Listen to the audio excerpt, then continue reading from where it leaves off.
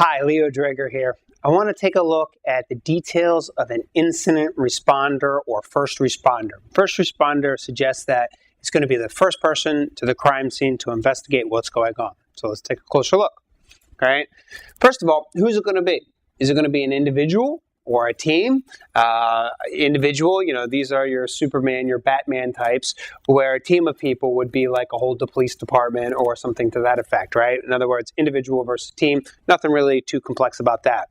Now, other factors are the role of the person, okay? Are they just there to prevent any additional changes, alterations, or modifications to the crime scene? Or do they have another agenda to start documenting, start securing, start photographing, right? So the incident responder in themselves could actually play more than one role.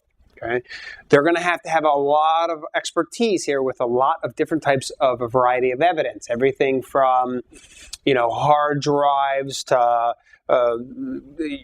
cell phones to answering machines to solid state drives to RAID arrays to storage network devices. Right, there's no limitation realistically of what the expertise could be, because remember, you're going to a crime scene and you have to evaluate this as soon as you get there, right? So you may have to pull from your fanny pack of infinite wisdom and knowledge and start applying different concepts right away, right? Also, what toolkits do you have to your availability? Okay, is it a commercial toolkit? Is it open source toolkits or combinations of them? Are you using a mobile lab? Are you going to secure something and then take it back to a formal lab to do the evaluation, right? So that's some considerations. Also, what procedures are you going to follow? In the commercial world or the employee world, there's a lot less stringent of requirements on the actual procedures being followed. For example, corporately, you may just be doing an investigation and you can go image a hard drive and not really think too much about it. However, if it's for the purpose of getting something in the court, law enforcement has their own procedures that they need to follow. And this is where, interviews and checklists become a lot more strict in the grand scheme of things, right? So, we want to secure the crime scene, start conducting interviews to see if any sort of early facts or circumstances enumerate themselves and start pursuing those. This is why we have things like checklists to make sure that we uncover all of the stones that need to be uncovered. And then we start interviewing people ultimately so that when we get back to the lab, we can evaluate the circumstances with an open mind and make sure that we don't leave anything out. Okay. Also, the documentation of the crime scene, for the most part, we're going to look at this and look at the who, what, when, where, why, and how of all of the paperwork that's involved, ultimately that we'll get in the court.